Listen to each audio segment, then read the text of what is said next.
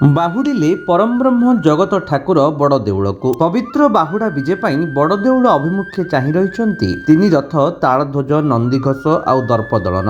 ମାଉସୀ ମାଙ୍କଠାରୁ ବିଦାୟ ନେଇ ଆଉ କଥା ଦେଇ ଆସିଛନ୍ତି ଆସନ୍ତା ବରଷ ପୁଣି ଥରେ ଆସିବେ ବୋଲି କହି ପହଣ୍ଡି ବିଜେ କରିଛନ୍ତି ଚତୁର୍ଦ୍ଧାମୂରତି। ଘଣ୍ଟ ଘଣ୍ଟୁଆଙ୍କ ବାଦ୍ୟନାଦରେ ପ୍ରକମ୍ପିତ ହୋଇ ଉଠିଛି ଶରଧାବାଲିରେ ଥିବା ମାଉସୀ ମାଙ୍କ ମନ୍ଦିର ପରିସର। ଭକ୍ତମାନଙ୍କୁ ଦର୍ଶନ ଦେବା ଲାଗି ମହାପ୍ରଭୁ ଶ୍ରୀ ଜଗନ୍ନାଥ ଛାଡ଼ି ଆସିଛନ୍ତି ଶ୍ରୀଗୁଣ୍ଡିଚା ମନ୍ଦିର। ପଣ୍ଡା ପଢ଼ିଆରୀମାନେ ମହାପ୍ରଭୁ ଶ୍ରୀ ଜଗନ୍ନାଥ, ବଡ଼ ଠାକୁର ଶ୍ରୀ ବଳଭଦ୍ର, ମା ସୁଭଦ୍ରାଙ୍କୁ ପହଣ୍ଡି କରି ନେଇ ଆସୁଥିବା ବେଳେ କାଳିଆ ସାଆନ୍ତଙ୍କ ଇଚ୍ଛା ନୁହେଁ ନିଜ ଜନ୍ମମାଟିକୁ ଜନନୀଙ୍କୁ ଛାଡ଼ି ଆସିବାର ଦୁଃଖ ଅସହ୍ୟ ହୋଇ ପଡ଼ିଛି ମହାବାବୁଙ୍କ ନିକଟରେ। ଧାଡ଼ି ପହଣ୍ଡିରେ ଝୁଲି ଝୁଲି ଆସୁଛନ୍ତି କାଳିଆ ସାଆନ୍ତ। ତଥାପି ମଣିମା ଭକ୍ତମାନଙ୍କର ହରିବୋଲ ହୁଳହୁଳିରେ ବିମୋହିତ ହୋଇ ଶରଧାବାଲିରୁ ବଡ଼ଦାଣ୍ଡକୁ ଆସି ଭକ୍ତମାନଙ୍କୁ ଦର୍ଶନ ଦେଉଛନ୍ତି। ହଜାର ହଜାର ସଂଖ୍ୟାରେ ଭକ୍ତମାନଙ୍କ ଦୂରଦୂରାନ୍ତରୁ ଆସିବାର ସୁଅ ଛୁଟିଛି। ଅନେକ ଭକ୍ତଙ୍କ ସମାଗମ ଦେଖିବାକୁ ମିଳିଛି ତିନି ରଥଠାରେ। ଦ୍ୱିତୀୟ ଶ୍ରୀକ୍ଷେତ୍ର ରଣପୁର ଗଡ଼ ଆଜି ଭକ୍ତିମୟ ପରିବେଶ ପାଲଟିଛି। ରଥାରୂଢ଼ ହୋଇ ଚତୁର୍ଦ୍ଧାମୂରତି ରଥରେ ବିରାଜମାନ କରି ବଡ଼ଦେଉଳକୁ ଯିବା ପାଇଁ ଦେଖିବାକୁ ମିଳିଛି। ଏଥିମଧ୍ୟରେ ବଡ଼ ଠାକୁର ଶ୍ରୀ ବଳଭଦ୍ରଙ୍କ ରଥ